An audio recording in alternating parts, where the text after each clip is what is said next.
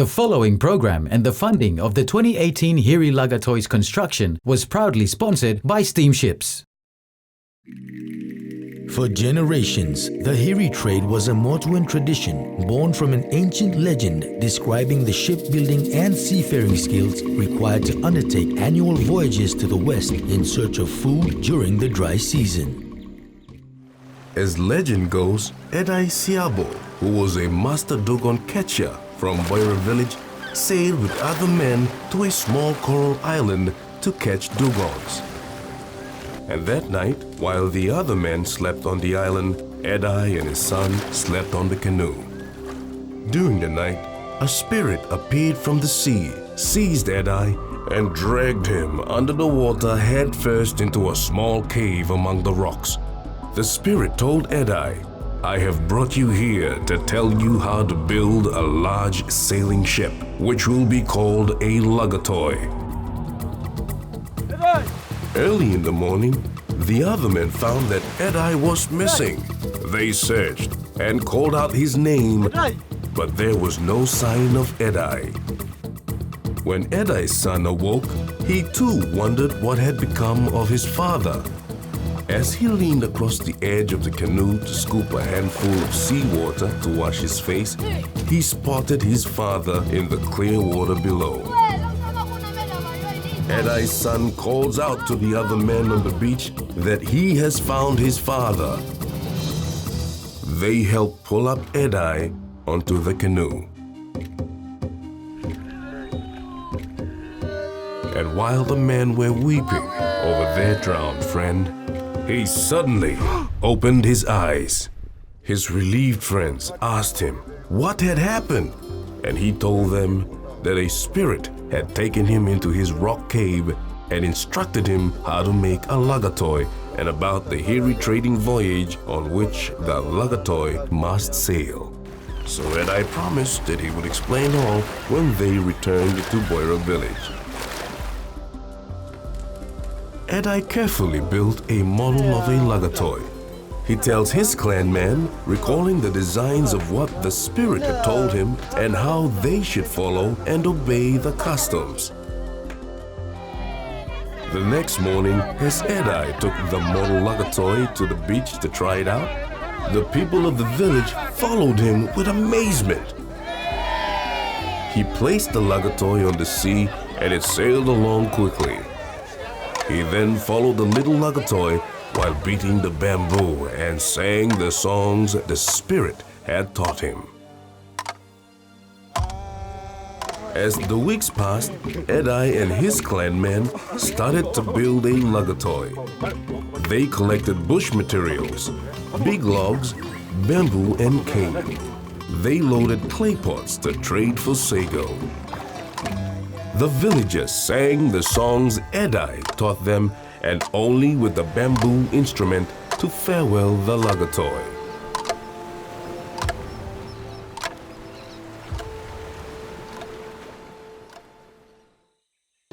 Nowadays, the great Hiri trading voyages of yesteryear are celebrated in the Hiri Moale Festival, which requires selected Motuan villagers to build Lagatois and sail them to Ella Beach in Port Moresby. The basis of any canoe is a large, solid log, which is hard to find these days, especially close to the shore. In 2018, the build teams from Pari and Lealea villages were provided by festival organisers with suitable logs from forests bordering the grasslands of Central Province. Large logs were so scarce previously in villages in Central that apart from the sago, canoe logs were also exchanged for pottery and arm shells during the Hiri trading voyages. This year, however, the trucks of east-west transport make it all a lot easier.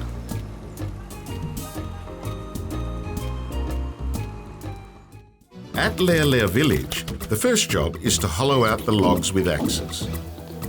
Although steel axes are used today, in the past, stone axes would have been used.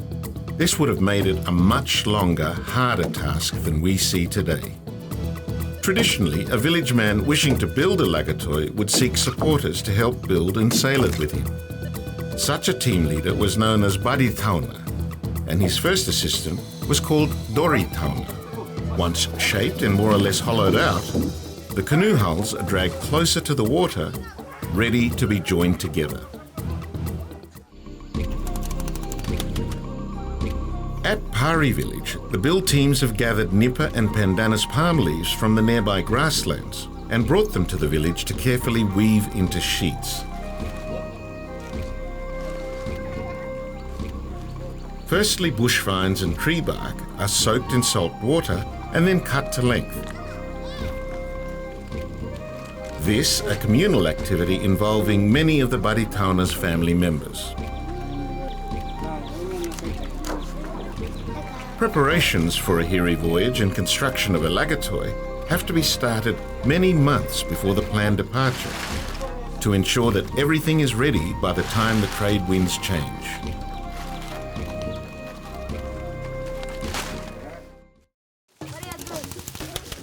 Once completely hollowed out, the exterior surfaces of the canoe hulls are charred inside and out using fast-burning dried coconut fronds.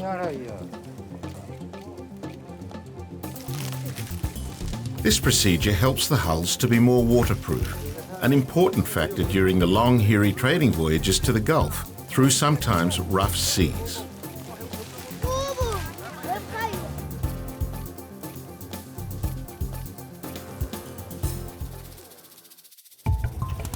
With the canoe hulls complete, it is time to lash them together with cross struts of bush timber.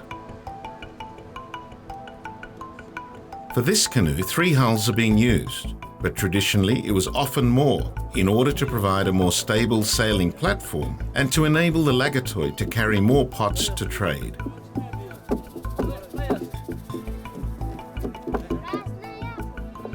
Today, following traditional practice, nails or bolts are not used. All joints in the Lagatoi are lashed tight with split bamboo, rattan cane and bush vines, all sourced from nearby bush areas. The Lagatoi is now pulled into the water for the next stage of their construction. Poles wrapped in dry banana leaves are used to waterproof any spaces between the Lagatoi hulls and superstructure that is going to be built on top.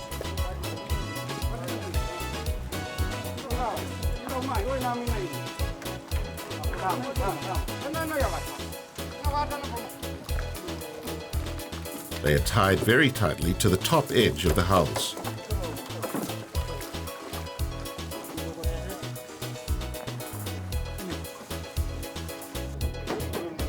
Work continues on constructing a base frame for the superstructure from bush timber, lashed together tightly with bamboo and cane. Once again, it's work for the whole family.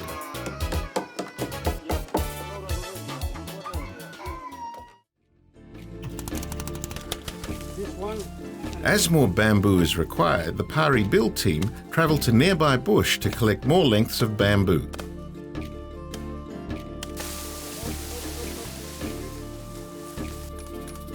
The bamboo poles are quickly stripped of any side shoots and leaves. They're also on the lookout for a suitably straight tree to be used as a mast. Once one is found, its roots are carefully exposed and dug out along with the trunk of the tree itself. The natural shape and strength of the roots is an essential factor in ensuring that the mast can be properly and strongly attached to the Lagatoi structure. The lightest person is selected to climb up the tree and attach a rope near the top so that the main trunk can be carefully lowered to the ground without breaking.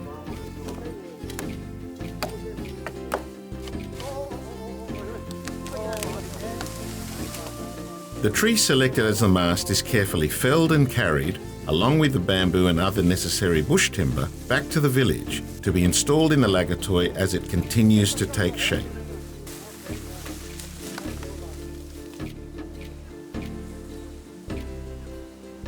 Traditionally, the larger Lagatois would have more than one mast, but today on this vessel, just one is required.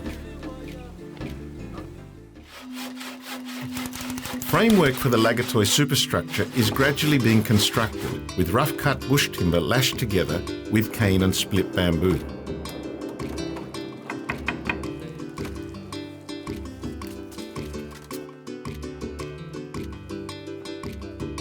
The mast is now carried on board to be strongly lashed into the body of the vessel.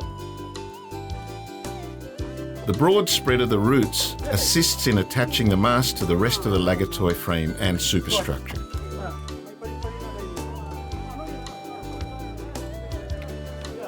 It's now starting to look like a traditional Lagatoi.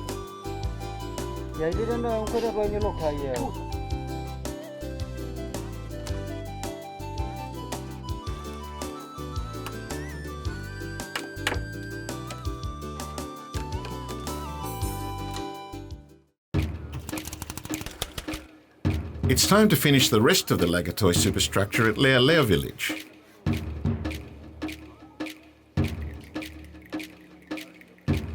This consists of a flat deck that the crew can walk around on and a small room at either end of the vessel. The room at the front of the Lagatoi will be used by the Badi Tauna.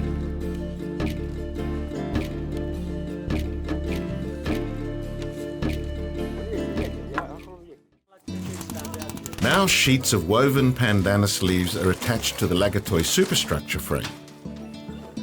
Split bamboo, rattan and bush vines are used to attach this.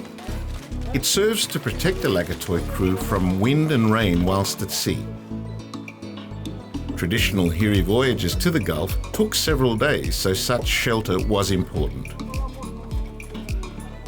Without any navigational aids, fleets of Lagatoi canoes always sailed within sight of land, so they would know where they were as they journeyed westward along the coast. Almost complete, all the Lealea Lagatoi requires now is a sail. Months of hard work by the extended clan members of the Lagatoi captain, the Badi Tauna, has finally come to fruition. Lagatoi hulls would traditionally be packed with dried banana leaves to form a stable bed for their cargoes of pots. Meanwhile, at Pari village, pandanus and nipa matting has been tightly woven into a sheet to serve as a sail and is attached to a bamboo frame to form the distinctive crab claw shape. The Lagatoi is floated around to the house where the woven sail has been made. With great care, the lokoru, or family crest, is brought out and attached to the top of the mast with great pride. This is watched by everyone in the village as it identifies the Lagatoi as belonging to their clan.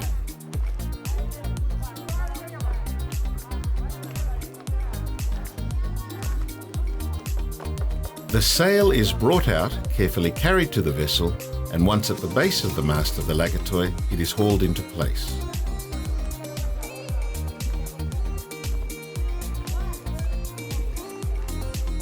Canoes are named after previous big men from each village, or a big man from the clan of the Badi Tauna, each distinguished by varying lengths or colours of material hung from the mast.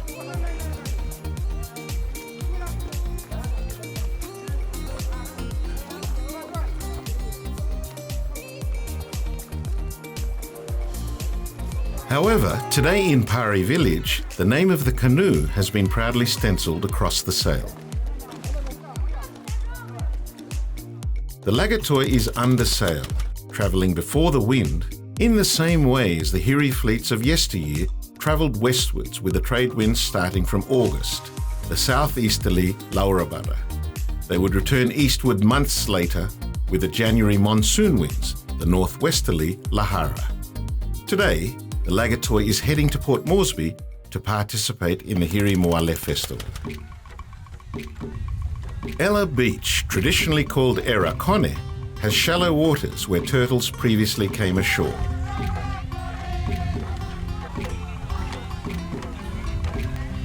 Today, this allows the Lagatoi to come very close to the beach, and the Badi Tauna, on landing, is welcomed by Motuan dancers and dignitaries and officials from the Hiri Moale Festival Organising Committee.